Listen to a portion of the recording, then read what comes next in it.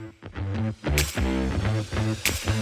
right, what's up, guys? We are back with another podcast episode. This week, we just got back from Worlds. We have a lot of stories from this trip, so this is probably going to be on the longer side of the pod. So yeah, it's going to be good. This is going to be a long one for sure. if you don't like long pods, look at the timestamps. And if you're from California, Merry Christmas. Yep, you're welcome.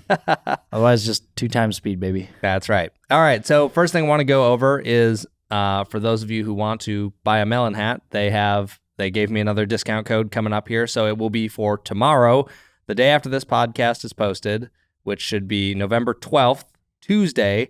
And it will go from 9 a.m. Pacific time to 9 a.m. Pacific time, November 13th. So it'll only be 24 hours, which is always how they do it.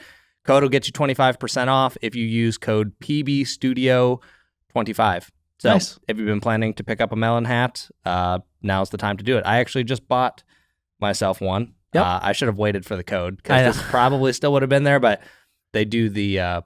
you got one last year, but they have like a thermal hat, which is like supposed to be a little bit warmer. I was going to say it's good timing for the thermal hats because it's getting cold here in Minnesota. So I don't know that I would say... I mean, okay, here's the thing. And I think they're pretty clear about this on the website, but like this hat, it is definitely a little... I probably wouldn't want to play pickleball in this hat. No.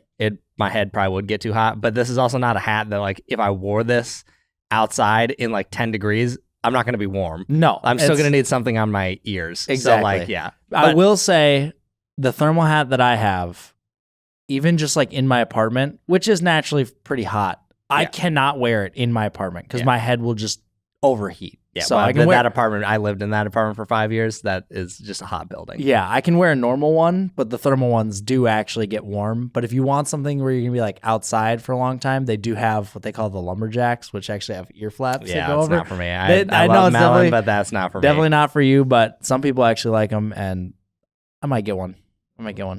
We'll see. All right. So, anyways, yeah, that's the Melin discount code. If you wanted to pick one up, tomorrow is the time to do it.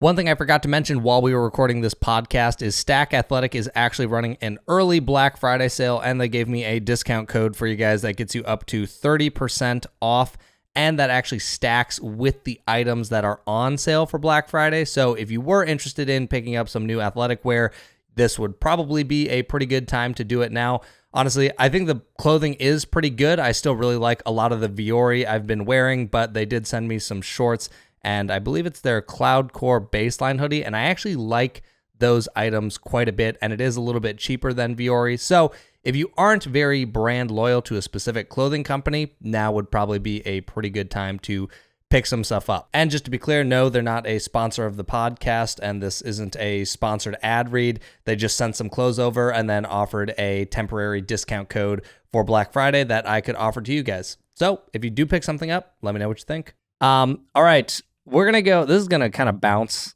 all over the place because Aizec was in Dallas a week before I was for the next gen. Yep. And then there's like a lot of stories from Worlds and then stuff beforehand. We're just going to bounce all around. Yeah, guys. we're going to be bouncing back and forth. So first thing I want to talk about was we got to meet Justin from Pickleball, etc. Or if you want to say the Pickleball Pursuit podcast, he's the co-host on there.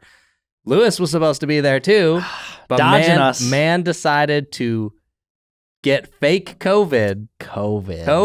He just didn't want to play pickleball with us. I'm just kidding. He got COVID literally the day before.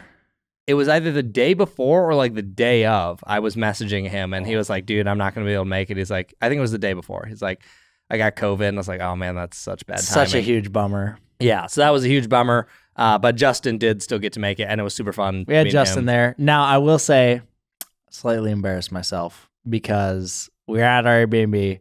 Justin shows up and I go, oh, hey man, it's nice to, finally meet you, blah, blah, blah. And he goes, dude, we met in Texas when you were playing with Will. And I just totally blanked out, and I do not remember that in the slightest. So apologies, Justin, for forgetting that we even met. But see, it's funny because it was the same thing. Like in my mind, this was the first time meeting Justin. Yeah. Even though I met him in Texas and I remember meeting him in Texas, but I at the time barely knew anything about him. I knew him more as like the Mark pickleball guy more than I did with Pickleball Pursuit. And then also,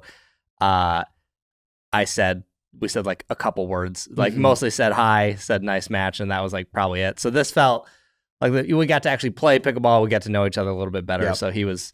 And to be fair, I don't think I actually really listened to much of Pickleball Pursuit podcast back then. So Sure. Yeah. But it was great having you there. It was fun. Yeah, no, it was super fun. So, Lewis, next time, show up. Don't be dodging us. Started to make me think that Justin's the much stronger player. He actually showed up and he balled. Yeah, next thing after that, we did go to a chorus pickleball event while we were in Dallas. Dallas seems to always just be where there's, whether it's like a 6-0 thing, chorus, or just, I feel like there's even been other ones. But they just did a really small little kind of like launch party or test party with their new fire and then their new chorus shapes. I didn't get to play them a ton. I played like 2 games because we had already played.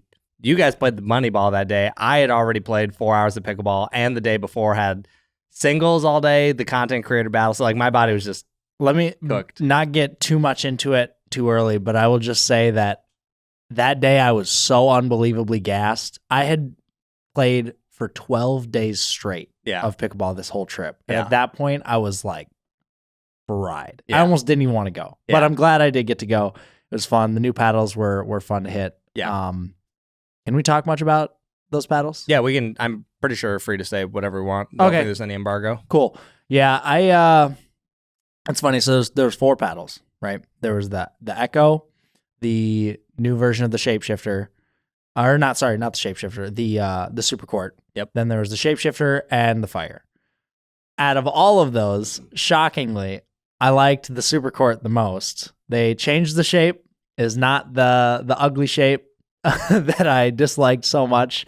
And it's actually thermoform now. Sure. And it's only going to be $119. And I think out of all of them, I like that the most. I did hear, I didn't get to hit that one because I only played 2 games, but I heard good feedback on that one. Overall, it seemed to be kind of a sleeper one. Yeah, very solid for the price. It's CFC, very good.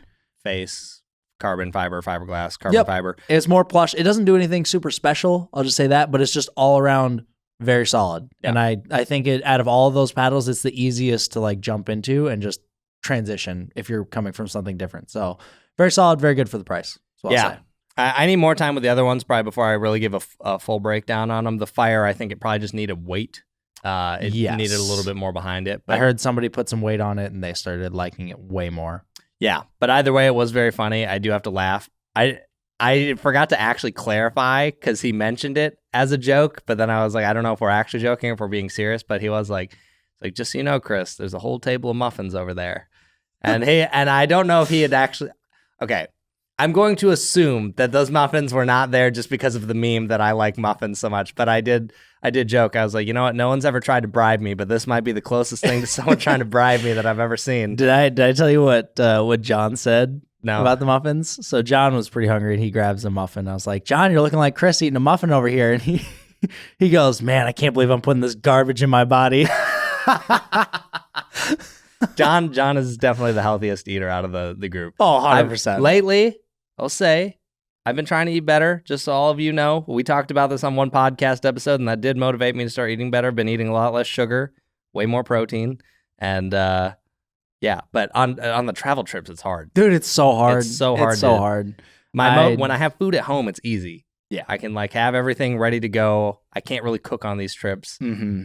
Everyone's you just going don't have time. Yeah, it's hard. It's hard. Yeah. I definitely do not eat healthy when I'm on the road. A lot of actually, I didn't eat that much fast food. Shockingly, I ate a lot more restaurants than fast food. Yeah, I tried to be better on this one. I bought a bunch of protein drinks just so I could get my protein in during the day. Mm-hmm. But yeah, anyways, that was the course event. It was a fun time. Thanks to Matt for putting that on. It was fun to show up and be there. Yeah, that was great. All right, so now we'll, I guess, rewind a little bit before we go forward again. We can go your next gen. Yeah, the next gen was in Dallas the week before Worlds. And, dude, ridiculous. I don't even know where to start. So I get there Thursday for a practice session. And before I even... So they have a practice session for all the next gen kids the day before it starts. And you're able to go in. They have the courts reserved, get some practice in with your partners and whatnot. And there it is. And and start playing. But dude, it's called next gen. Dude, the age limit it's way too high for it to be called next gen. You age out at 24 years old. Yeah. I'm 23. Yeah. I've probably got like 1 or maybe 2 events left if I want to play them. dude, I felt so old compared to all these kids around. Anytime I would ask somebody how old they were, I mean, I can tell they're tiny. Yeah. They'll be like, oh, I'm like 13 or 14. I'm like, dude, I'm almost 10 years older than all of you here. Yeah. It's insane. And that practice session night, this was ridiculous. Both my partners, my mixed partner and my men's partner, both say, hey, we're driving in, or one was flying in. We'll be at the venue at this time. And I'm like, okay. I got there a little bit earlier with two of my other friends that were down there from Minnesota. My partner's just not there yet. I'm like, okay. So I try. Everyone's obviously wanting to play with their partner that they're going to play with the next day. No one would hit with me. I got to the event at like 5 o'clock. Dude, I felt excommunicated because of how old I was. Literally, none of these kids would even talk to me. It was crazy. One kid dude, and I'm going to sound so old right now, but the language that some of these kids are using, I'm like, I don't even understand what you're saying right now. This one kid comes up to me, he's like, he heard how old I was. He goes, bro, you're an unk. And I'm like, what is an unk? Yeah, like, I've never heard that before. What is this? And I just like, for probably 2.5, 3 hours, one, my partners aren't there. And I still haven't touched a ball in 3 hours. No one would hit with me. Literally, no one would let me on the court. It was crazy. And then one of my partners goes, yeah, actually, I think we're just going to go hit at this Lifetime over here. I was like, okay, so you're not showing up. Yeah. And my other partner just never showed up. So I'm like, both new partners. Yeah. I get no practice the day before.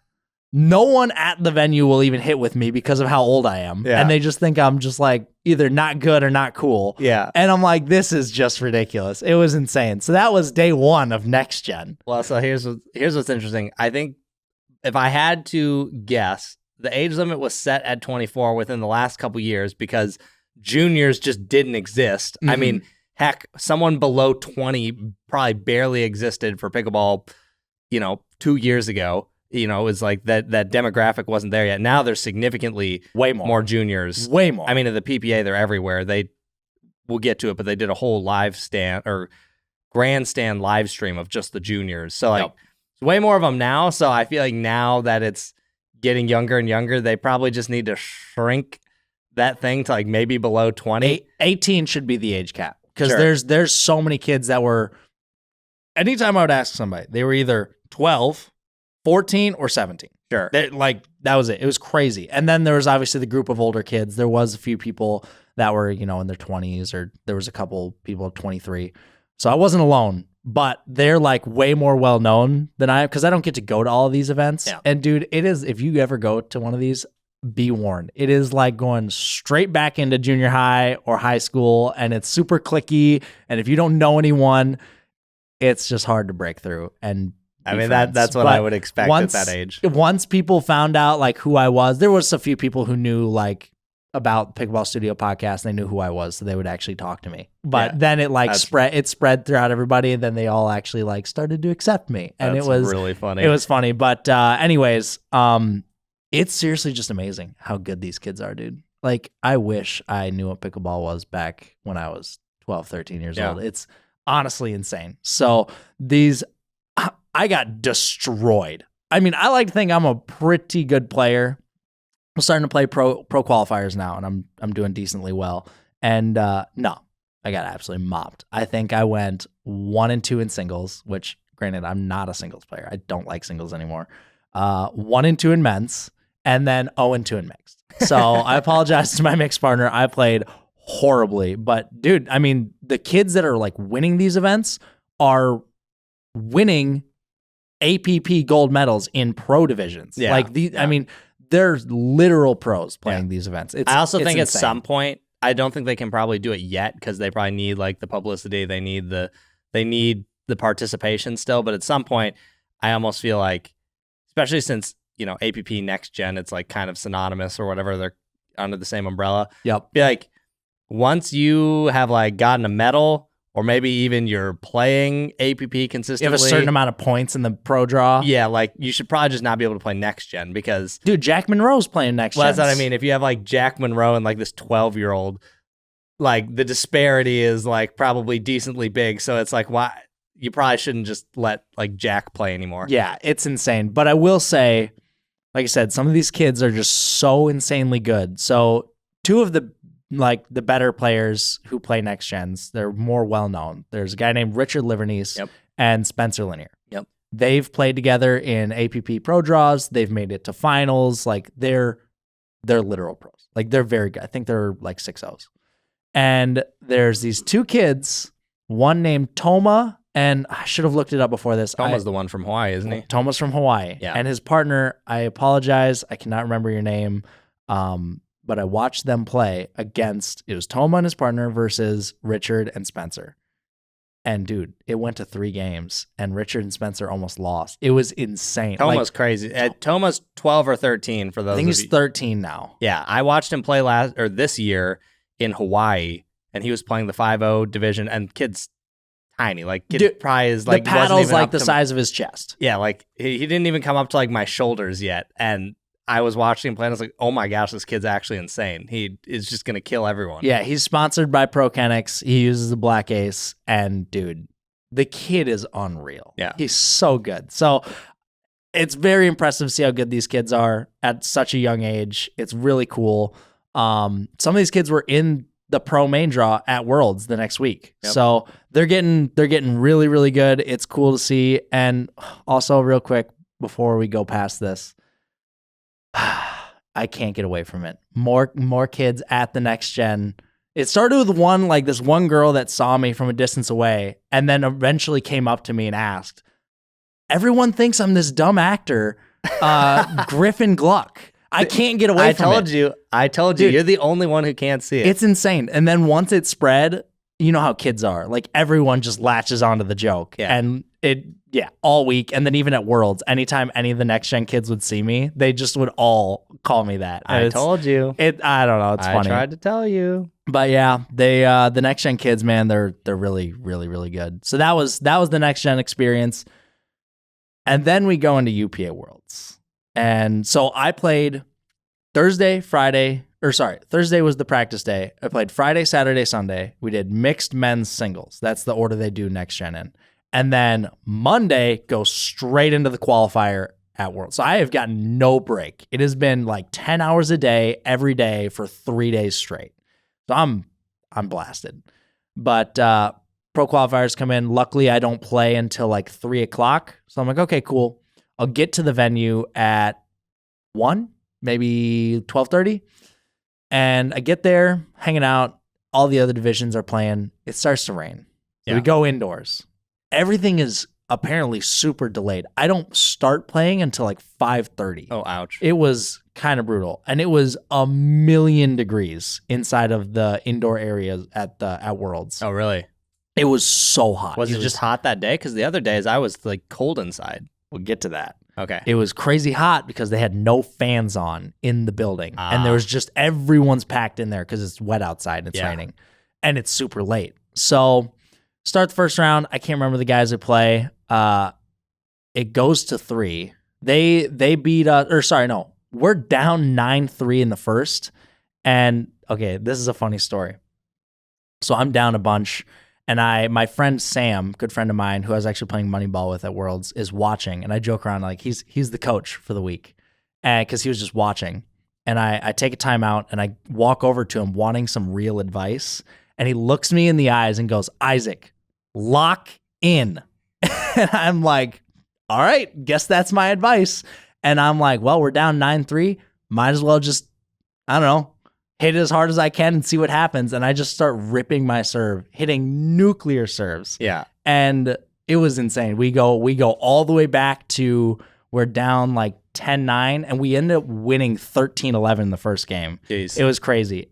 And then we proceeded to go to the third game, destroyed them in the third game, was awesome. Then we go to the second match, and because it's indoors, everything's delayed, it took a long time to get to the next match.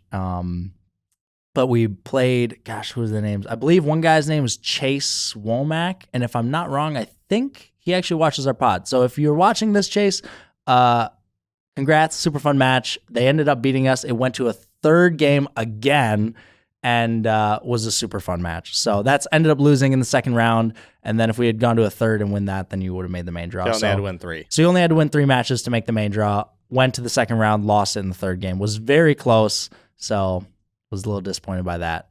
But let me get into this real quick. Okay. Oh, man. This needs to be fixed. What's that? Soon. The mod issue. Oh. So at Next Gen, because 3S isn't allowed, UPA approved only, or UPAA approved only. Yeah. So everyone there's using mods. Yeah. Mods all over. And they're all broken. Yeah. Every single one is broken. It's insane. And then there's so many kids that are just in total denial. Yeah. Oh, no, it's not broken, blah, blah. I'm like, dude, I'm telling you, this thing is beyond core crush. Yeah. And it was annoying. And then, dude, at Worlds, every single court had a mod, and they're all broken. Yeah, 100%. I watched so many matches, and everything in our division, the 5-0 division, was mod, 3S, Paddletech. Paddletech's obviously fine. 3S is mostly fine.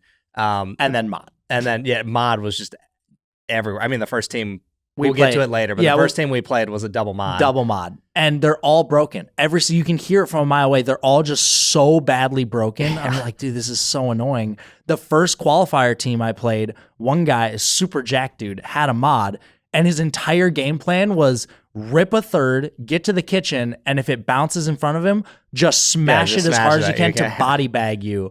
And all of a sudden, I just start ducking every single shot because they're all going out. John played a guy. He told me after that it wasn't a pro power, but this guy's a pretty big guy. Mm-hmm. And dude was just blasting third shot drive. I mean, they were heavy drives. Like probably some of the heaviest drives I have seen, even a 5-0 hit, and this was in a 4-0 division. And I thought it was a pro power. Turns out it was an ultimate. Yeah, I was watching that. Dude, if that was a pro power, he hit John so many times. And John got to the point where he would, same thing as you, he would just, when I first walked over, the first point I saw, in the middle of it, anytime the ball came in front of John would literally just duck below the net. Mm-hmm. And then the guy like caught on and he just hit like a gentle speed up over John. But yeah, I mean, yeah, that guy was crushing it. So, but yeah, the power paddles were everywhere. Well, it's not even just the power paddles, because I don't care about the paddle tech. The 3S, I'm pretty much fine with, unless you can hear that it's like very clearly. There were definitely some that were broken. There was definitely a few that were very broken. They sounded so different. But the mod is just from the factory core crush paddle, and everyone's are broken. This one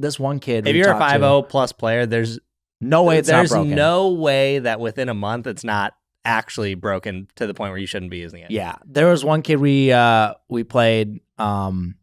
He had a mod, and he said that he had been playing with it for 3 months. Oh yeah, that thing 3 months, that super thing had broken. Been nuked. And my partner Sam was getting really annoyed. He honestly hates mods more than I do, and I dislike them a lot. Yeah, and he was just like, no, it's not broken, and he was like, let me see, and it's like crackling beyond. It's so loud. And then he was like, no, I swear it's not broken. He looks over at me after their match they played, and he goes, well, he would know. And he comes over to me, and I'm like, well, let me see it. And I barely touch it, and it's just super loud crackling. Yeah. And then he goes, well, I was like, oh yeah, dude, this thing is super broken. And he rips it from my hands, and he goes, well, the Joola rep said it's not broken, so it's not broken.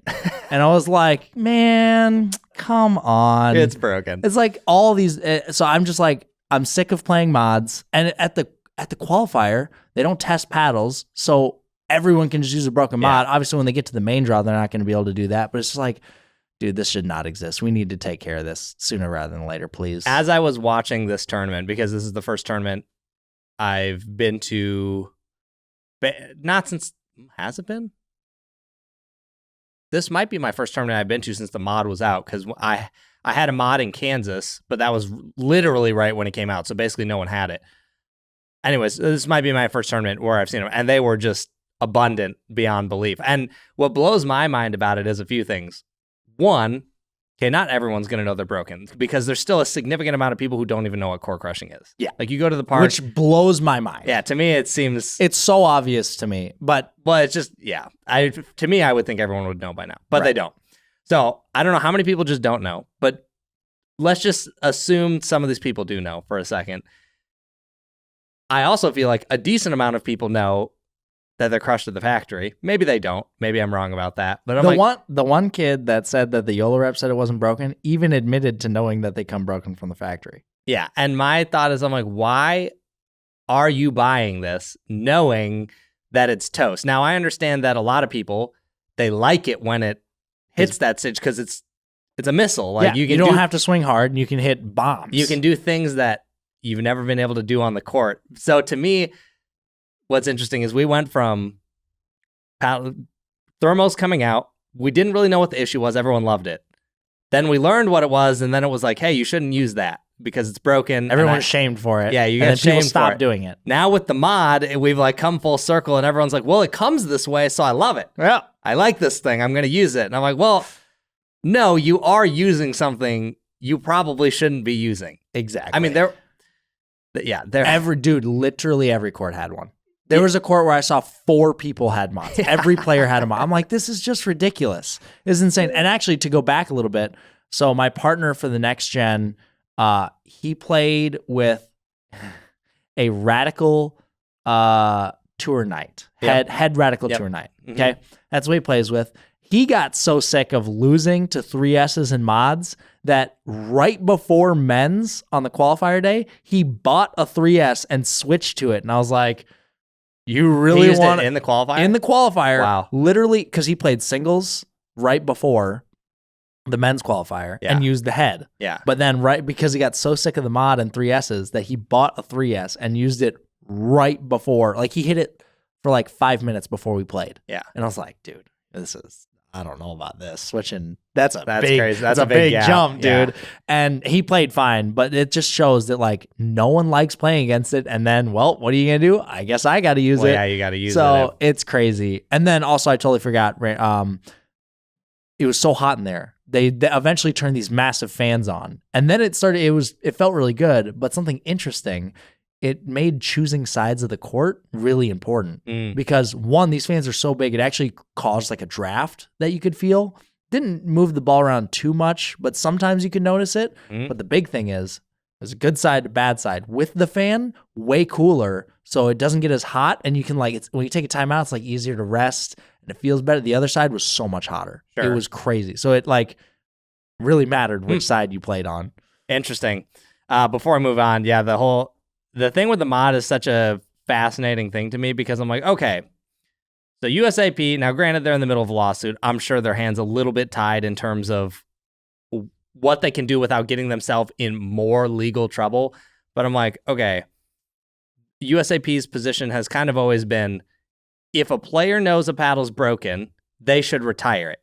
Mm-hmm. But they aren't going to retire it themselves because they like it more, and the refs won't do anything unless you're a pro. I'm strictly talking amateurs here. Mm-hmm. The ref is never going to take their hand, press it into the paddle, and say, you can't use this. Most of the time, like, that's not an official test we do, even though to me it's pretty darn obvious if it crackles like glue's shattering. Friend of mine asked a ref about that, and they're like, well, we just can't, verify and confirm that it is or isn't broken, and it's too subjective. And he's like, but you hear it crackling. Yeah, I mean, it's not perfect, obviously, because there are, at least with the gearbox, like the gearbox is such an enigma, but like there are times where it crunch a little bit, but it's not polymer in there. So it's not broken in the same way that the polymer. So anyways, I kind of get it. Yeah. But regardless, leaving it up to the amateurs is a terrible decision. And then I'm like, okay, so are we going to, after seeing all these mods, I'm like, are we now incentivizing or allowing companies to make a paddle that does one thing or passes when it's new and then degrades in a way that gets better?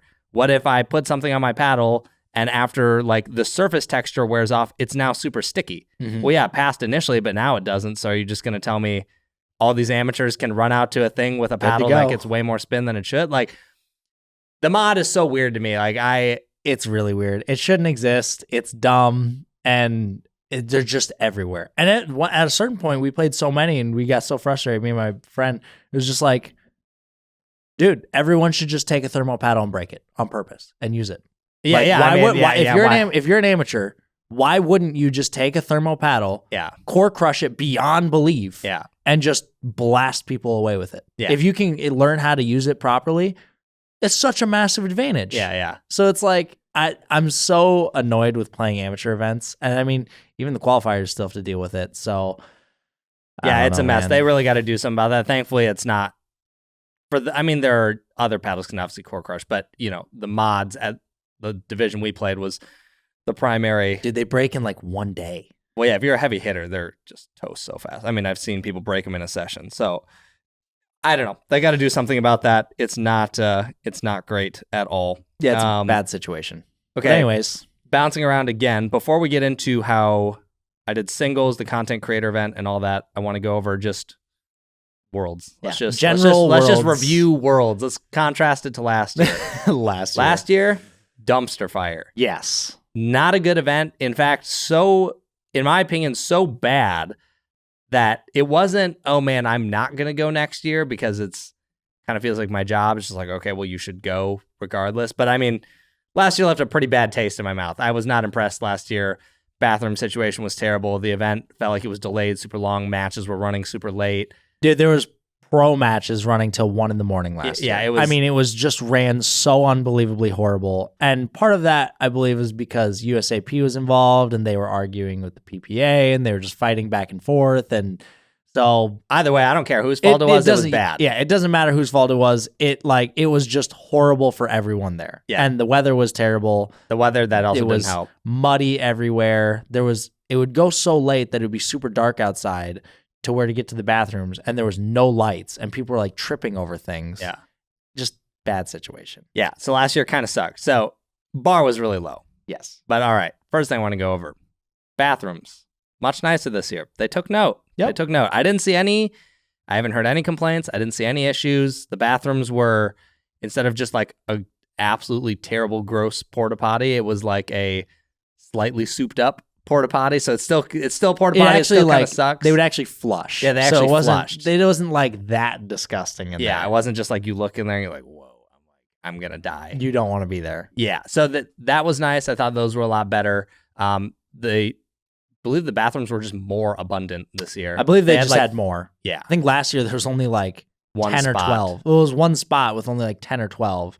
And then now there was 2 spots with bathrooms. Yeah. One that was like, I don't know how many there was. There was more. Yeah, there was a lot more. One near center court that had a little bit nicer one, and just a few more. Yep. So that was, bathrooms were definitely nicer this year. So good there. They definitely needed more water around the venue, because this is my biggest complaint. Yeah. I was really frustrated about this. I can only think of, from my memory, one spot where there was water. There was almost certainly more that I just didn't know about. Easily accessible water. Yeah. There's only one spot. So this venue, if you've never been there, is massive. Yeah, it's pretty There's big. like 80 plus courts. There's a giant indoor area with 22 courts. It's like 2 barns. Yep. And then there's the complete other side where center court is, the grandstand courts, and all that stuff. And then there's food vendors. Yep, there's food vendors and down the street and whatnot. So there's all the way by the outdoor courts, kind of near the bathrooms, is one big water jug. Yep. And that was the only accessible water jug to fill up bottles on the whole entire venue. There had to have been another one. I didn't see another one anywhere. I mean, I didn't either. I just assumed I couldn't find it. Not indoors, not near center court, not near any of the booths. Yeah. Nowhere. Yeah. And if you wanted to get water bottles, you had to buy them. So literally there's only one spot for water. And then it was raining. So if you had to play indoors, there's no water in there. You had to go outside in the pouring rain all the way out there and hope that thing was filled with water to get water. I mean, there just needs to be more water around the venue, period. Yeah. If you're going to have that big of a venue. Yeah, because I was indoors one of my singles matches, and I ran out of water. Mm-hmm. And I was like, there's no water in here. I was like, I don't have time on a timeout. So I had to just tell one of our friends, I was like, can you just go find me water and I'll take a timeout when you get back? Yeah. Definitely need more water. Kansas City, the venue's nowhere near as big. Water everywhere. And there's water literally everywhere. Yeah. 5-gallon jugs, or not 5-gallon, there's like 10-gallon jugs. There's big jugs everywhere to fill up on water. Yeah. And then you have a venue that's probably at least twice the size, and you have one spot. Yeah. Biggest complaint by far. That needs to be fixed. Yep. I will say, overall, minus your qualifier, let's remove weather a little bit, because you can't control the weather. Exactly. But we can still talk about that. But for the most part, what are you going to do about weather? Mm-hmm.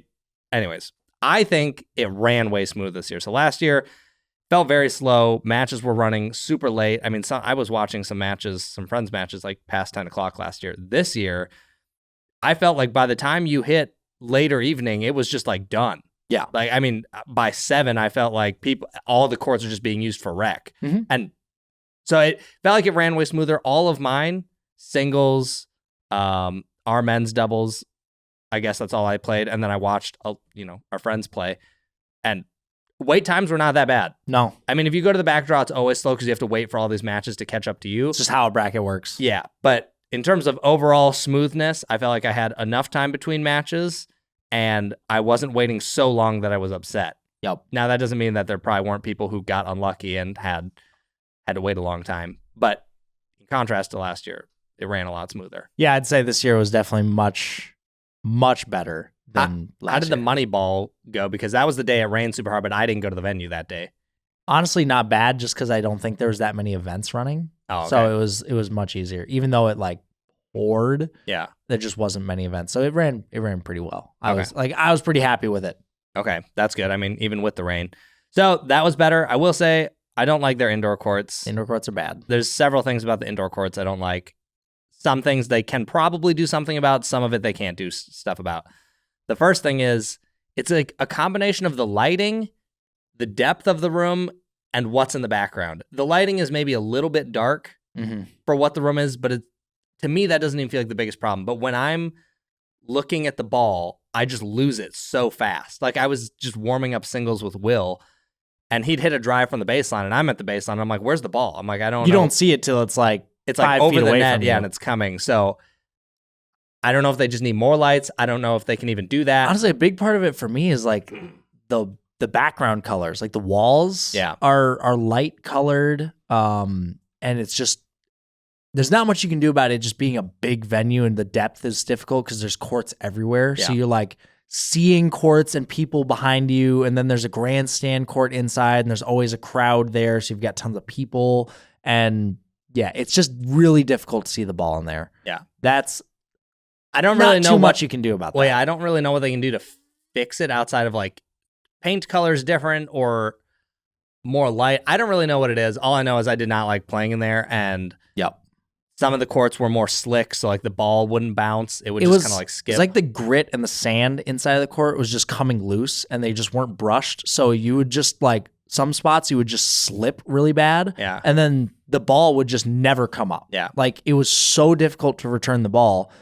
Even on really easy serves, you would just miss returns because the ball would just either not bounce or just bounce into your chest. And it was just really slippery. And some courts were better than others. And just trying to predict that was difficult. Yep. And then my other thing is there's just so many courts and there's no dividers. So you're stopping play every other point because ball is coming behind you. You have a really good point going. You're ahead. You're about to have an overhead. And they go, oh, ball behind you. It's dude, it sucks. For sure. I will say, whoever's in charge of this, do not get rid of that pizza place. That pizza place is by far my favorite food that you guys have there. Do not get rid of that place. Oh, see, we have, yes, the pizza place, good. The lobster place, I got beef with you. Well, I didn't go there. I know. See, here's the thing. I love lobster. And now, yes, lobster is just a naturally expensive food, but I've had a lobster roll at a giant airport, and it was expensive. It's airport food and it's lobster, but it was giant. This place is $30 for a lobster roll, and it was literally 4 inches long. It was. I ate it in 3 bites, and it was $30. I was like, I'm never getting that again. The pizza seemed very pretty good value. You can get a pizza for $15, and then it's a whole little pizza to yourself. I'll eat one myself, but I also just eat a lot of food. Yeah. So don't get rid of the pizza place. Mm-hmm. If they threaten to leave, you give them whatever they ask for. They want double the money, give them double the money. Yeah, that was good. And it's quick. They make the food pretty quick. It gets to you. It's it's fresh, it's warm. So I do also really like that place. Yeah, that food is good. PPA, if you're listening, you give them whatever they ask for. Do not get rid of that place. We mentioned this earlier, but the juniors got to play, I don't know if it was a whole day or what, but I watched at least one match on Grandstand, and I know they streamed several others, but I think it was cool that they were promoting the juniors on the Grandstand court. Yeah, they had all the Grandstand courts playing on, I believe it was Saturday, the outdoor Grandstand court and the 2 indoor Grandstand courts. Yeah. They had the juniors playing. We're all streamed. Yeah, I thought that was really cool. I feel like for the juniors, that's really exciting. They get to feel like, they're like the pros. They're on a stream or whatever. They're on a larger court. They have refs.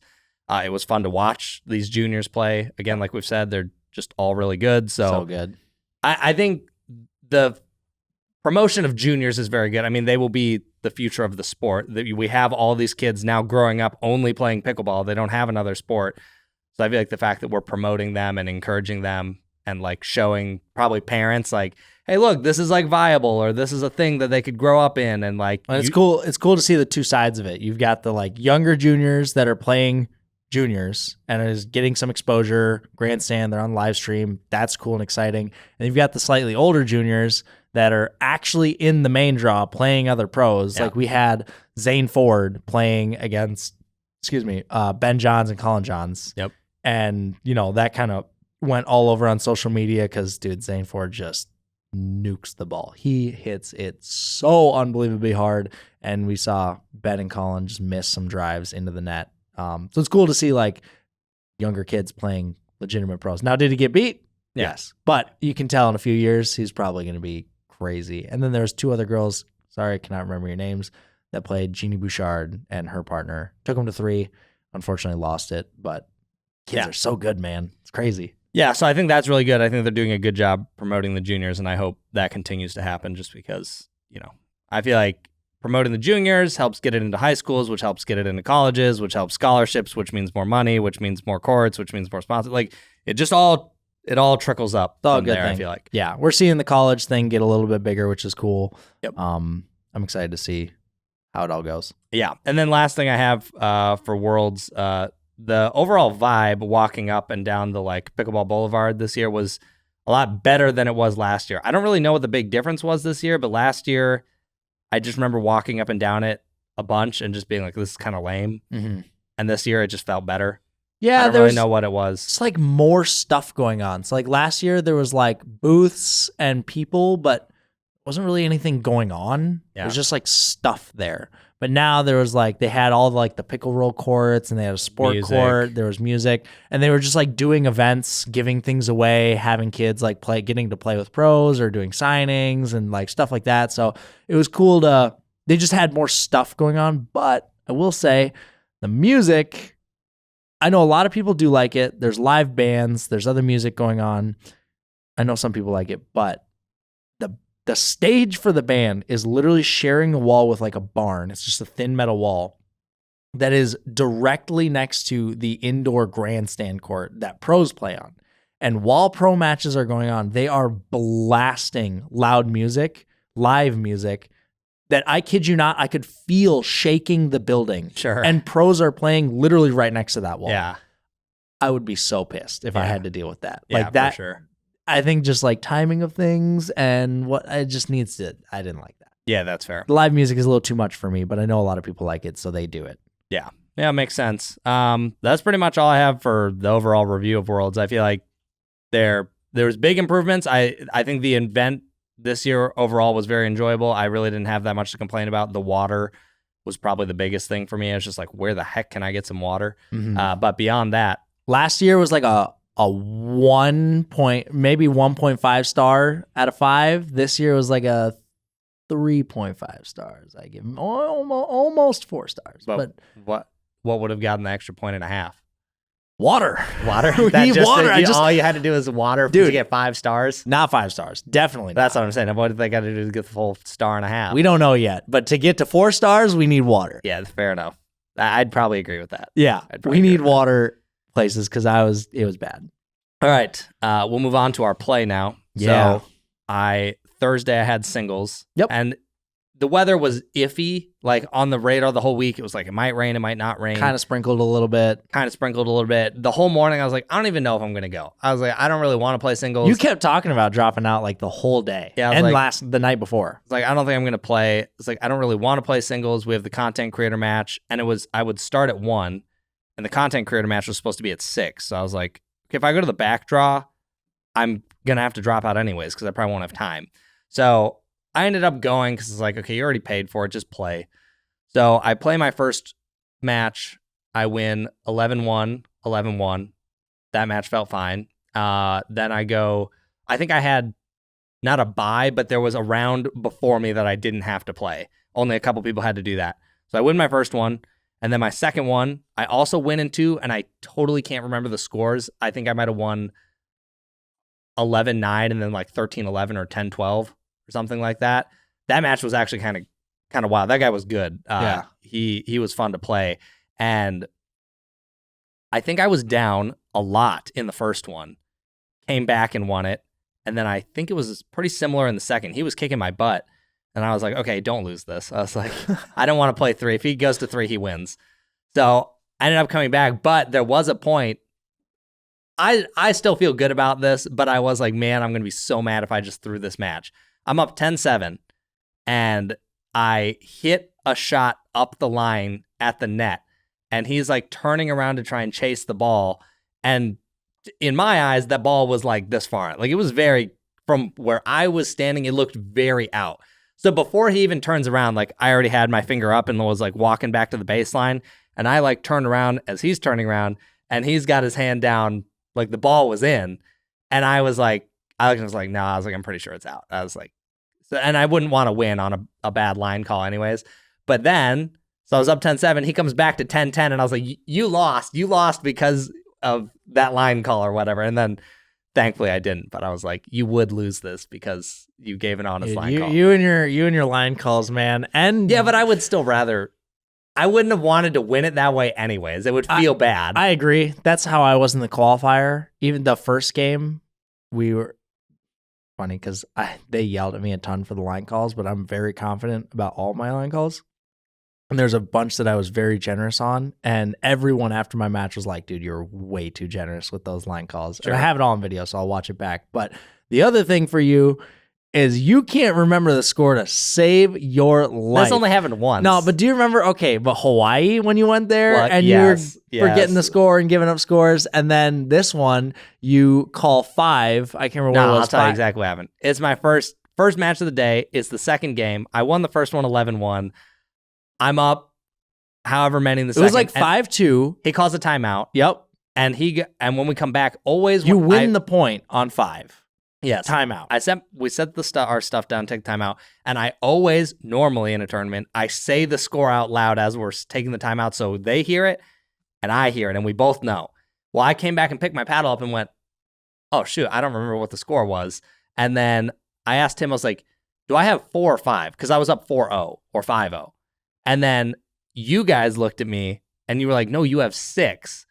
But it was too late. We were already starting to set up, and I wasn't about to look at him. He was like, I don't know. And I wasn't about to look at him and go, oh, actually, I have 6. Because if you say I have 4 or 5, you just gave yourself 2 points is what it looks like. You're trying to give yourself negative 2 points is what it was. You win a point on 5, take a timeout, and then go, oh, I have 4. No. But I did end up going at 5. You did go to 5. So you had to win 12 points. Yeah. So I know I need to be better about that, but. I just think it's so funny. But if I'm the other guy and someone asks me and neither of us remember, and then I hear him give himself an extra one on top of what he said, I'm like, wait a minute. That's not right. Yeah. So that's what I thought was going to happen. Yeah, no, I totally get where you're coming from, but man. Yeah, it's bad. The score. So anyways, I win my second match, and then that got me to gold. I think there was only 12 or 13 people in the bracket, so it wasn't a huge bracket. It did feel shorter to get to gold than I thought, though. I was like, oh, I only had to win 2 to get to gold. So anyways, I get to gold. I could just tell when we were warming up with this guy, I was like, this guy's good. Yeah. I was like, I'm probably losing this. It's like, I could just tell. Sometimes you hit with people and you just know they're so smooth. And I'm like, yeah, I'm not this guy. So anyways, I lose the first game like 3-11. I was like, well, that was a blast. Second one, I'm down 1-7. I take a timeout. I don't know. People said something to me. All of you guys were watching, John, Braden, you, whoever. Yeah, we had a big crowd of people. Anyway, someone said something. And at that point, I was like, dude, I'm down so much. Why don't you just hit your serve as hard as you can possibly hit it? If it goes out, it goes out. If it doesn't, it doesn't. Well, you know what it was? What? I looked you in the eyes and I said, lock in. And I did. You locked in. So after that, I just served huge. I got like 4 points straight on serve returns. He just hit them out. And I was like, okay, well, that was nice. Then we had a few decent points. I get up 9-8. Being down 1-7, I was like, oof, I might win this thing. And then he just had 2 or 3 great points in a row. I shanked a volley long on the last one. Anyways, he won. But I was like, I did feel good about that comeback. I was like, okay, I went from this is going to be an absolute blowout to at least this is respectable. Yeah, it was nice. We were all watching all of us content creators and other friends, and we were just like, man, he's getting his butt whooped. And then we were like, you know what, we need to join forces and help this guy out. So we started chirping and screaming, but nothing at the other guy. We weren't like rude in any way. Yeah. We were just hyping you up and just being loud. Yeah. And you could tell it definitely got to him a little bit. And I think he just like, he wasn't mad, but it almost made him like nervous or something and shook him a little bit. And you started coming back. Sometimes I would just hit a serve and all of a sudden the whole bench is screaming, or he would miss a return and all of a sudden the whole bench is screaming. We were just going. It's like the equivalent of someone missing a dink and everyone's screaming. We were all going nuts. It was great. And then anytime he would win a point, we would all be dead silent, and you would hear his mom go, "All right, good shot," and clap a couple times. It was really funny, but he handled it really well. He did. Ended up winning. Yeah, he earned that one. He was a better player than me. If I by some miracle won that, I didn't deserve it. Yeah, for sure. All right, so singles. Then we had the content creator match shortly after. We did get delayed a little bit. Yeah. So for those of you who didn't follow this was a little content creator match that the PPA set up. They had heard us talking about like the one with Braden, and they were like, why don't you guys just do one on Grandstand at the PPA? And I was like, sure, why not? It sounds fun. I was like, as long as you guys set it all up, I'll show up and play. And so I set it up. It was me and Aizec versus Brian and Braden. There was a lot of very fun trash talk on Instagram. It was hilarious. Everyone was making stuff. So they set it all up. It's the best 2 out of 3. And going into this, I had no idea how I was going to feel. I was like, I have never had a lot of people watch me play live. Yeah. So I was like, I'm probably going to be really nervous. Thankfully, a lot of people watched that singles match because it was on a big court. Mm-hmm. It was on a grandstand court. And I was like, okay, I kind of know what this feels like now. So once we got there and started playing, I really wasn't nervous. Mm-hmm. And I mean, you've competed in other things with big crowds, and like, you're not. Yeah, but it's not super foreign. It's different, but yeah, you've been in front of crowds. So yeah, we got there, all set up. Chris Carson, or formerly DJ Selkirk, was doing the emceeing for it. It was kind of funny. Yep. He would like go up and interview people in the audience, like in the middle of play, not like in the middle of a point, but like in between points, he'd be like asking stuff that was pretty funny. Yeah. And unfortunately, before we get too much into it, we did get delayed a bit. We were supposed to play at 6:00. Yeah. And there's a few more. It did like missed a little bit. So they did have to play and move things indoors for half the day. Then it got moved back outdoors. And we thought we were almost not even going to play that night. Yeah. But there's a few pro matches that needed to finish up. And then we got pushed back to almost 8:00. And it was pretty late, and there's a bunch of people who were waiting around who really wanted to watch us. So everyone who stayed and watched, thank you for staying and watching. I told a few people, I was like, this match goes one of two ways.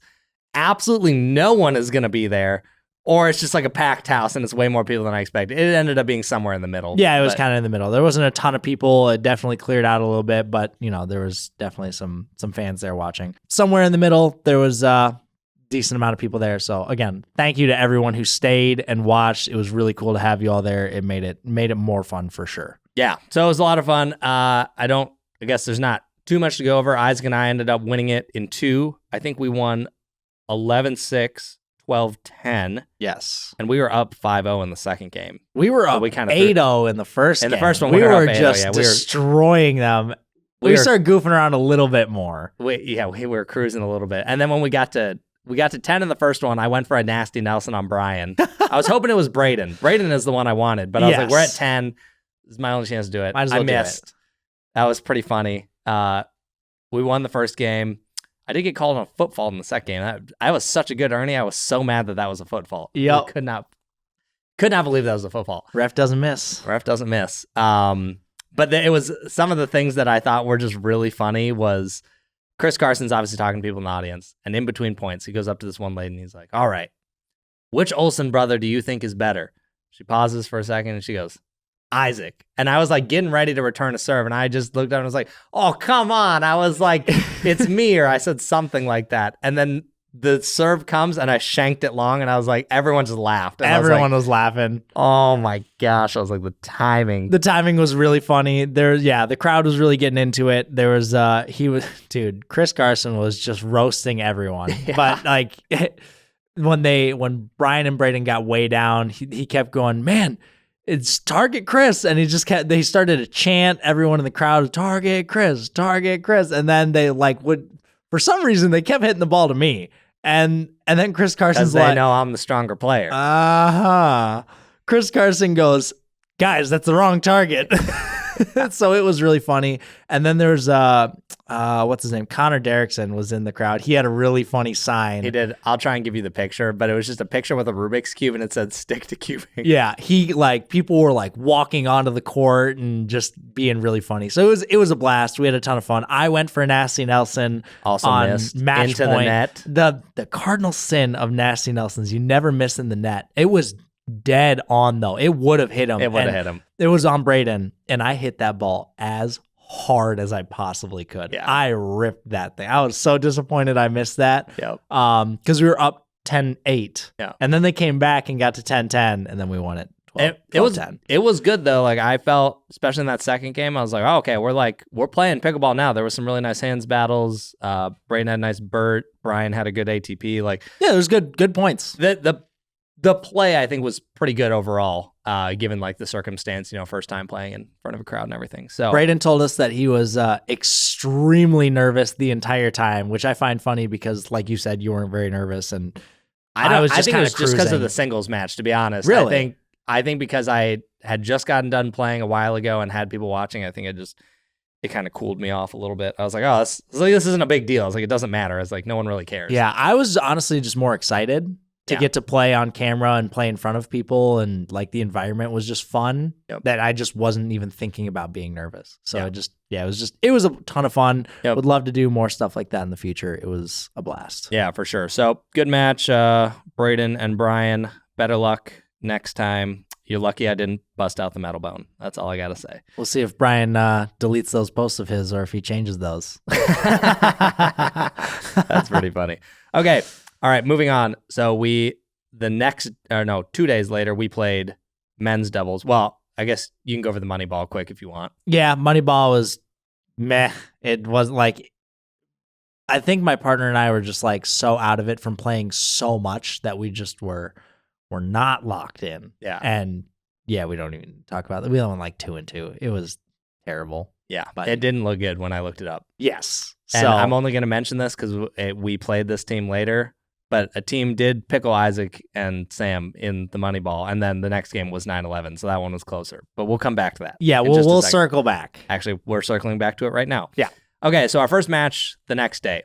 I see the name, and I'm like, didn't that guy beat Aizec in the draw yesterday? So I look it up, and I'm going through, and I'm like, oh, these guys pickled him. I was like, yeah, we're screwed. I was like, I don't know if Aizec and Sam just had a super off day, but I was like, if they got pickled, I was like, Sam is definitely a better player than me. So I was like, we're screwed. To put it into perspective, Sam and I play this team. It is a mod and a 3S. Yeah. And it was just, dude, that mod was so broken. This guy would counter the ball and he would blast by us from the baseline. And immediately, it was 2 balls in. The second Sam saw that, mentally out of it. See, instantly out of it. And this is and I had to tell you this on that day because I could tell you were getting annoyed once you saw once they were both mods. And the approach that I take with these tournaments now is there are things, which we'll get to, but the indoor court, there were things in there that just were super frustrating and annoying. And same thing with a mod. You're like, this thing's probably core crushed. They shouldn't be using it. It's basically cheating.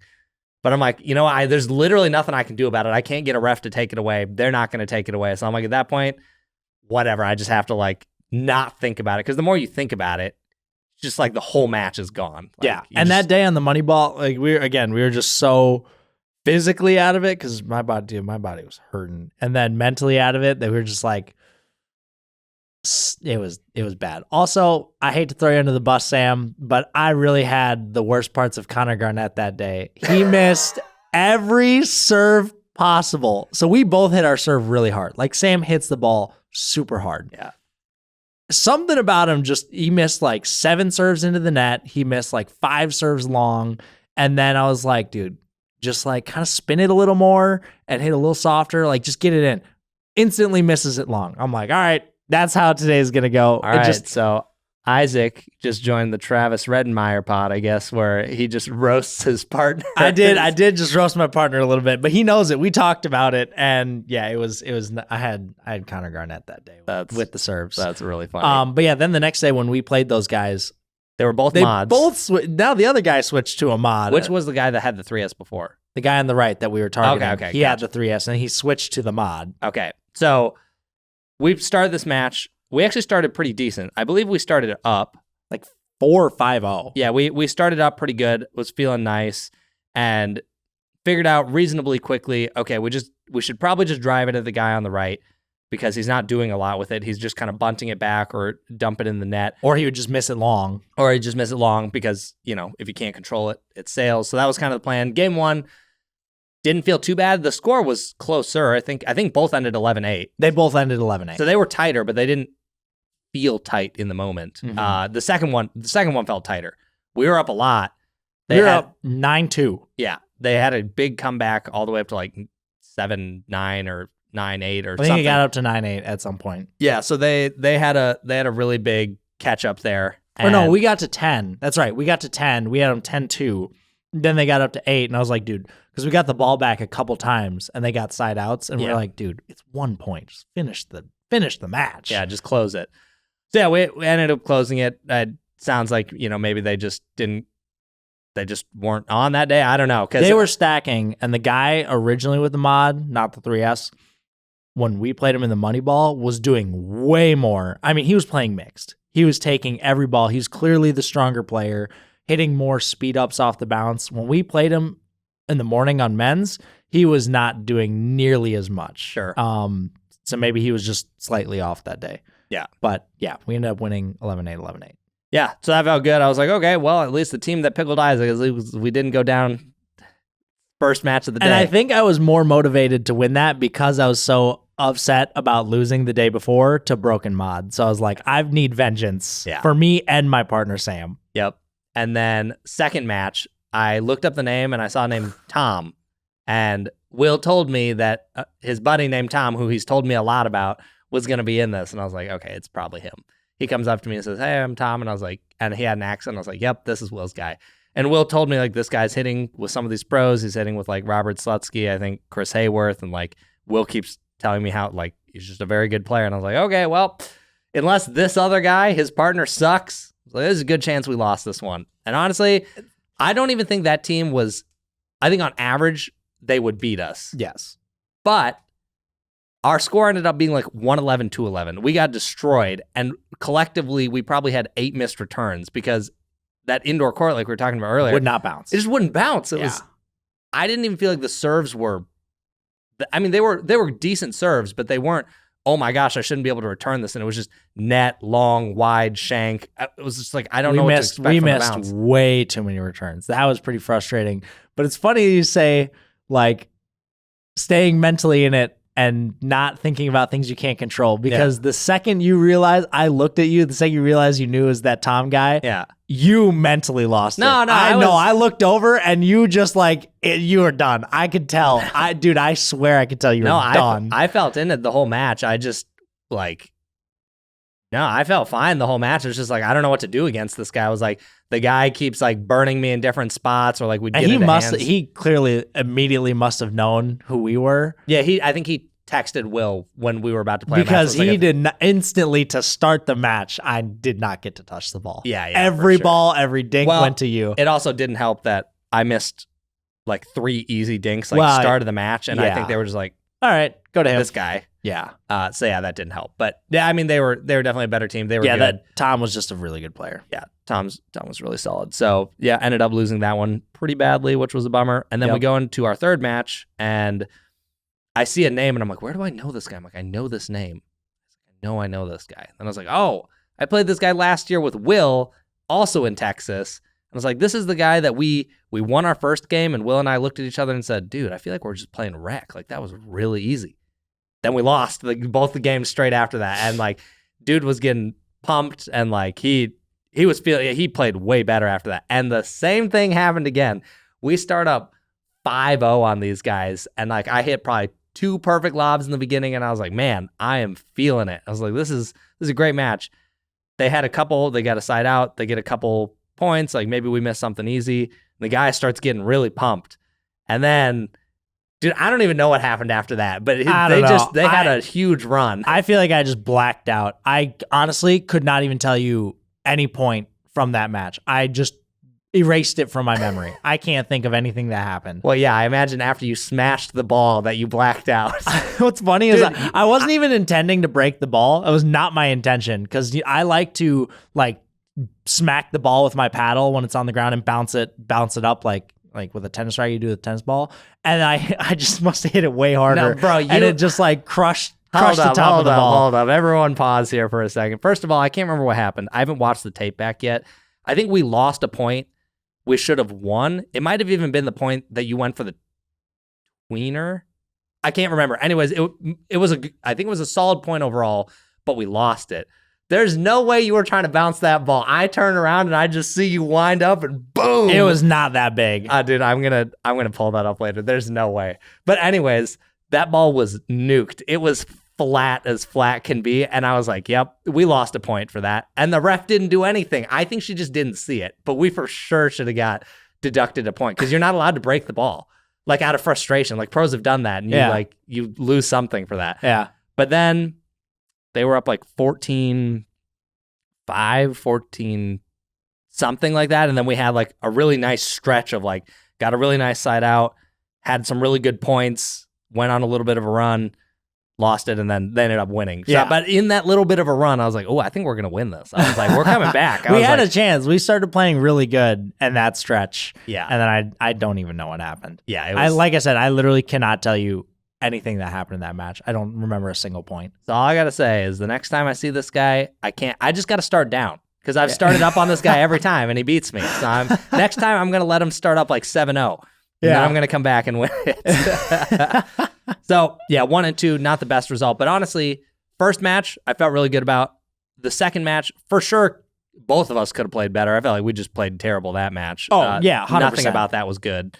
So that one felt bad. But even the match after that, I'll have to watch it back and see. I don't remember feeling like I played that terrible. There were some easy balls I missed, like some drive blocks and whatever. But overall, I didn't really feel like, oh man, I lost just because I played like an absolute idiot. I just was like, yeah, they were just a little bit better that day. Yeah. And like, also, I don't know if you want to rewind a little bit. I just looked over. Did you want to talk about? Oh yeah, I forgot about this. In case people are curious, for singles, I did play with the Vatic Saga. That day I woke up and when I decided I was going to play, I said, all right, there's 2 choices today, 3 choices. I could play with the J2K, which is what I should probably play with because it's what I've been using. I could play with the Ripple, which it's single, so I could just rip the ball with this. Or I could be smart, and my job, I have to review this paddle in a little bit of time, so maybe I should use that. So I ended up using the Saga. It played great for singles. I actually liked it quite a bit. And this psychopath decided to use this with no lead, no overgrip, no nothing, and just go straight into it. I did this for you guys. If you ever question my dedication to this job, I played this thing stock through a whole tournament just so I could let you know how it plays stock in a pressured environment. Yeah, so, I mean, I guess you got good information on it. I definitely got good information on how it plays. So yeah, we'll have a review on this. Hopefully the day it launches. That's the goal. It's going to be cutting it kind of close. But yeah, it's a good paddle. I liked it for singles. Again, I've said this already a few times, but it's not a paddle people got to freak out about and feel like, oh my gosh, I need to buy it. But it is good. And if you're looking for a Vatic paddle to upgrade to, it might be one of them. Yep. So yeah, I like that. And then doubles, I played with the J2K. You played with the Shogun. Yeah, what I always use. Okay, I'm going to go through these kind of quick because this pod is pretty long. And honestly, I just don't think people probably care that much about this part. Yeah, we're going to cycle through this pretty quick. And fair warning, this is where spoilers come in. So if you don't want to see any of these, skip ahead. Yeah, this is PPA recap. Your one and only warning. If you're driving, I'm going to give you about 5 more seconds to pause safely in your car and not crash and skip ahead if you would like. Yes. All right, it's been about 5 seconds. Boom. There you go. Okay, Michael Lloyd. Woo. Had the run of his life in singles. I don't know what he was taking or what he was on, but man, he went crazy. Yeah, so Michael Lloyd, I met him years ago. He used to work at Head. I met him at a New York event, and he was like, dude, He's like, I love the content. He's like, I'm a big fan. I work for Head. He's like, I just wanted to meet you and say hi. And I was joking with Braden. I was like, well, that's not the case anymore. I was like, I'm pretty sure I'm supposed to be Michael's super fan now. I was like, I don't think he needs to be a fan of me anymore. Yeah. But yeah, so he takes out Ben Johns, he takes out JW, and he takes out Kwong. Dude. And I'm like, dude, outside of like having Connor Garnett and like maybe one other guy, that's about as hard of a singles draw you could get to get there. Yeah. Like that's not a if you look at that draw, you're like, all right, this is gonna be a quick trip. Yeah. Like that's a tough draw. Yeah. So he ended up making a huge run. He got to the final. Unfortunately, Fed did just kind of dismantle him. I don't know if he was, I'm sure he was nervous a little bit. Biggest stage he's ever played on. And yeah. Huge crowd. Whatever. But that was really fun to watch. You could tell every match he won, he was so pumped. All the clips online, you're like, yeah, it meant something. Yeah, that was exciting. It was really cool to follow that. So congrats to him on that. Rachel and Anna end up winning 3 straight. I watched pretty much all the finals yesterday. Dude, swept them. Yeah, I could not believe it. I was like, geez, Rachel and Anna are playing great. They were on. Yeah, I love to see that. 3 straight. I don't know if that's ever happened to I don't think it has. Catherine and Annalie. Mm-mm. So that's a big win for them. That's pretty great. Yeah, congrats to them. Kwong and CJ absolutely massacred the Johns brothers. Nuked them. It was like 11-1, 11-6. Yeah, so they won it in 2. First game was 11-1, and then I think it was 11-6, and dude, it was just insane. They absolutely destroyed the Johns brothers. Yeah, and they looked like they were playing great. I watched a decent amount of their matches, and they were just playing great overall. But holy moly, yeah, I did not. That would not have been on my bingo card to see them get beat that badly, dude. Especially to that team. Not like I'm not saying they're bad, but I just would never have expected. I think it's a first time partnership. Yeah, CJ and Kwong, and yeah, they just destroyed them. I never would have expected that. So it was cool. Yep, that was great. Then men's finals ended up being Hayden and Riley versus Declan and Pablo, which, first of all, that's not anyone who I would have predicted to be in the finals. Hayden and Riley shouldn't feel that random. Like, Hayden's obviously had a great year. Riley's Riley. Like, he's still a good player. Declan and Pablo probably would not have bet money that they were making it to a final. Like teams we've never really seen. I think Hayden and Riley have played together. Have they in a tournament before? If they have, I don't know. I don't which remember one. it. Yeah. But anyways, did not see that coming. Hayden and Riley ended up winning that 3 straight, and it was kind of a blowout. Not that exciting. Yeah, it just wasn't that. I was like, man, after having... What was right before that? Was it? I think it was the women's final. I can't remember the order of everything. But anyways, when we got there, I was like, wow, that was boring. Yeah. It's like, that kind of sucked. So, but congrats to them for winning. If you're them, you always want to win that 3 straight. So that feels good. And then, the rest of the finals mixed was nothing exciting. Women's singles didn't end up being anything exciting. So the usual. But always the usual. There was just a few things in there that I was like, wow, it's like nice to see the shakeup, as always. All right. Long episode. To the kitchen. Now you've made it to the kitchen because it's going to be even longer. Congrats. Yep. Made it this far. So I wanted to save this for the end because this got brought up at Worlds, and I was like, okay, that's definitely going to be a pod topic. But PickleballTV will now be moving to a subscription. Yeah. And a lot of people are very upset about it. So I was looking around on Facebook, and a lot of people were like, I'm absolutely not paying for this. It's not worth it. Blah, blah, blah, blah, blah. And there's a few things I wanted to go over because the information online, Facebook is like, no, this is the correct information. And then all these people are arguing, and I'm like, I don't know what's correct. Yeah. So I asked someone who would know what the correct information is. Here's what he told me. So it'll be $5.99 a month or $59 a year. Those are your 2 options. So you can save a couple bucks if you pay the yearly subscription. And then with this, they're going to have an app. It's not out yet. They announced that the app was out, but it's not. So that's weird. So those 2 things. And then basically all that's changing is the YouTube streams will no longer be a thing. You cannot watch pro pickleball live streams for the PPA on YouTube. I'm curious anymore. what the PPA YouTube channel is even going to be then. Well, the live streams are gone, but the replays will still be on YouTube. So if you want to watch live, you got to watch it on PickleballTV. Yeah. And on PickleballTV, you can still watch center court for free, but you can't watch the grandstand courts for free. So like if you still want to watch the main pros, you can still watch that for free. You just can't watch the side courts, and they won't be on YouTube anymore. The YouTube replays will still be up if you want to watch those later. And then on the Pickleball TV app, I did sign up for the trial because I was like, I'm going to have to pay for this. I was like, I know I'm going to have to watch it, and I do want to watch it. So I was like, okay, I'm just going to have to pay for it. And the interface seemed decent. I think they could do probably a little bit better, but you are able to go see all the replays. So they have all their tournaments listed on there, and then you can click into a tournament and see all the matches that they had for it. So I clicked in one of them, and I could go back to like all the quarterfinals. I don't know if it literally has every single match that was on a stream. Yeah. But they had a lot of the matches, and I could, you could scrub through it. You could watch it. The UPA Worlds finals were all up already when I went and checked. So I was like, okay, that was a pretty quick turnaround. So the subscription is already starting.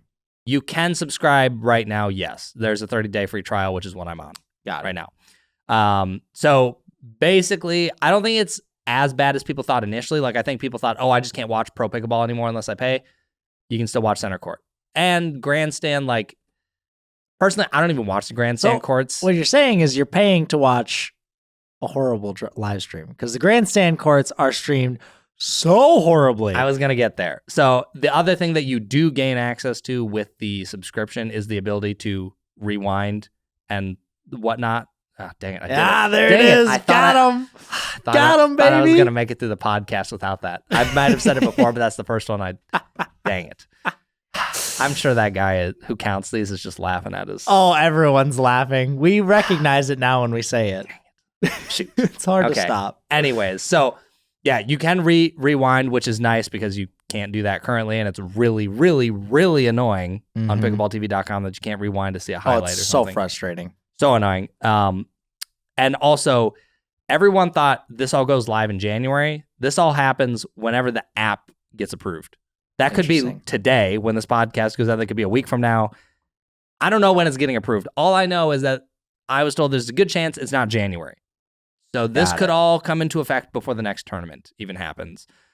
So, okay, let me go through these notes here and see if there's, and then we'll discuss some of this. Okay, let's just start going over the pricing.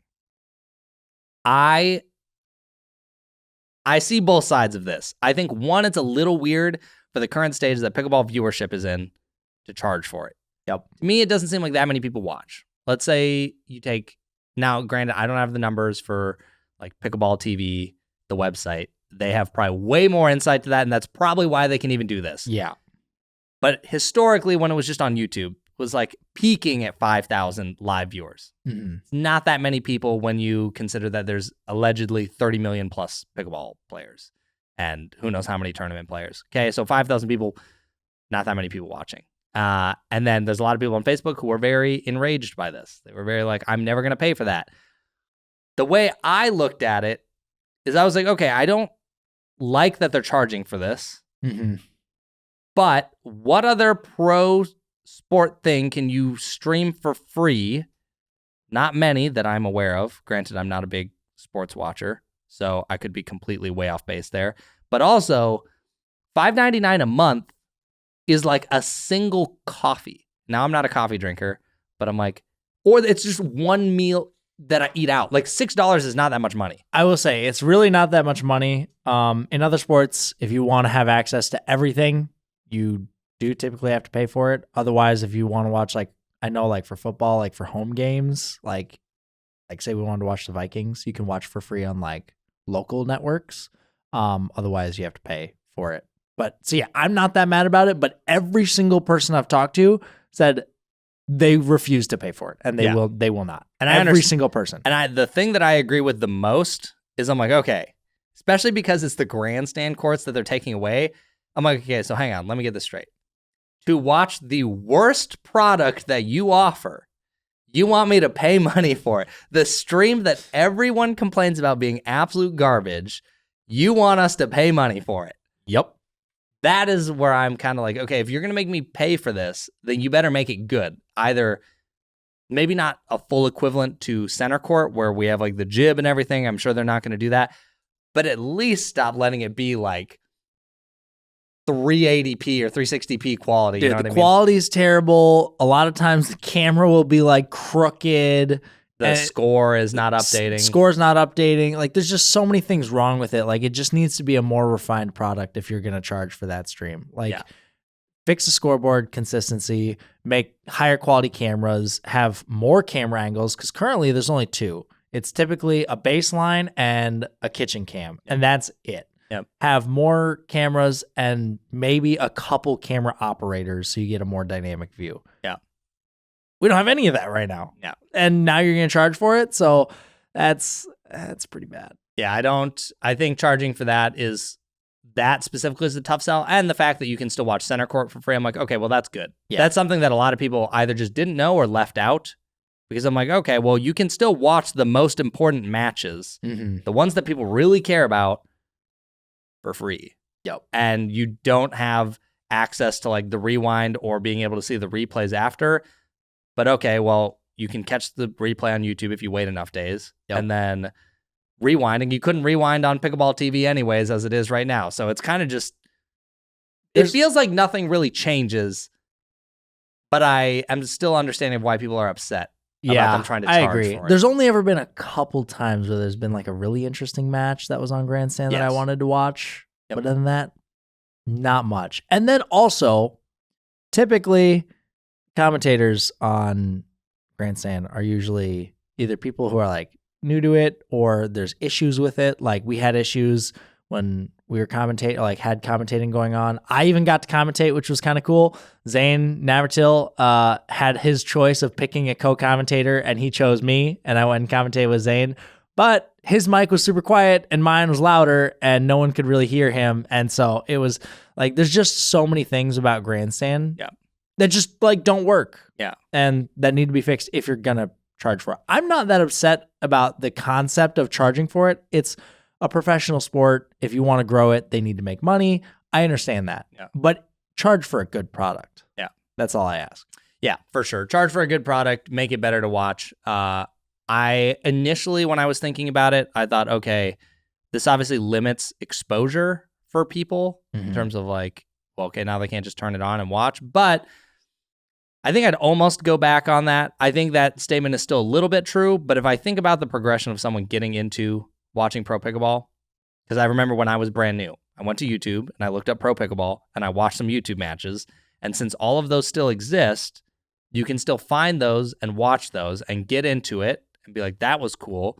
And then you could get onto Pickleball TV and still see center court streamed. And then if you're somehow a super fan and you're like, I want the replays, I want to be able to rewind, I want to be able to see blah, blah, blah, well, then just pay $5.99 a month. So I don't really think it's going to limit that many things in terms of people getting introduced to the sport of watching pro pickleball. Yeah, I don't think it'll be that bad. Now it's more like, if you don't want to appear greedy, you better make Grandstand not suck. It's exactly what it is. If you're going to charge for it, make it a good product. Otherwise, why would anyone pay for it? Yeah. But I think that's kind of all I had on the Pickleball TV app subscription. I think now that I have more information, I'm a little bit more like, okay, whatever, just make it good, please. Like, that's kind of just where I'm at with it. So yeah, I don't know. I know streaming is difficult, but put a little bit more into the Grandstand. Can't keep sitting at where it's at. So yeah, because they haven't done anything for Grandstand in a long time. Like, it's been the same bad setup. Yeah, it just feels pretty meh. Yeah. Overall, and obviously it costs money. But so now that you're charging us money, spend more money. Yeah, make it better. Yep, exactly.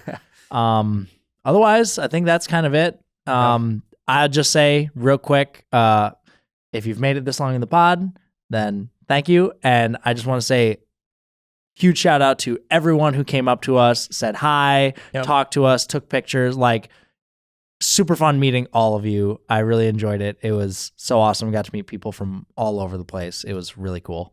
And some of you, and I'm sure you guys will know because you must be big fans of the podcast, so I'm talking to you here.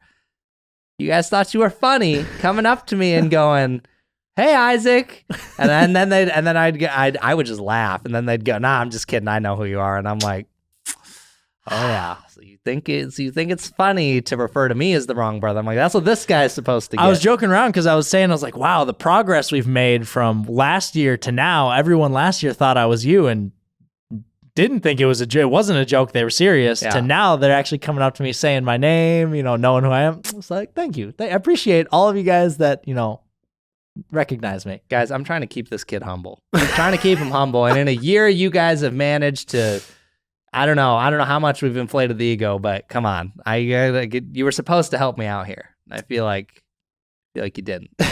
So anyways, but yes, thanks to everyone who came up and said hi. It was a blast meeting all of you. Love taking pictures and saying hi. And yeah, we even had some people, because like we said it on the pod before. We were like, look, like just come up, talk to us. We like meeting people. And then even still, some people are like, oh, I saw you, but I didn't want to say anything because I didn't want to bother you or whatever. We don't bite. Literally, yeah, we do not bite. If you see me, because like I would see some people in a distance kind of like look at me and kind of like I could tell that they know it's me, but they wouldn't say anything. If you see me and want to say anything or meet me, literally either of us just walk up to us and stop us. Yeah, we're never going to be upset about it. About the only time that might be a less than ideal time is if I just lost a really bad match or something. But even then, I wouldn't really care. It just if you had to talk about ideal times, that might be less and like we were on our ways to matches, I would talk to people. Like it doesn't matter. Like thank you everyone who stopped and said hi, because you guys are all awesome. Yep, for sure. So, cool. Well, thanks for listening, everyone, and we'll catch you next week. See you later. Peace.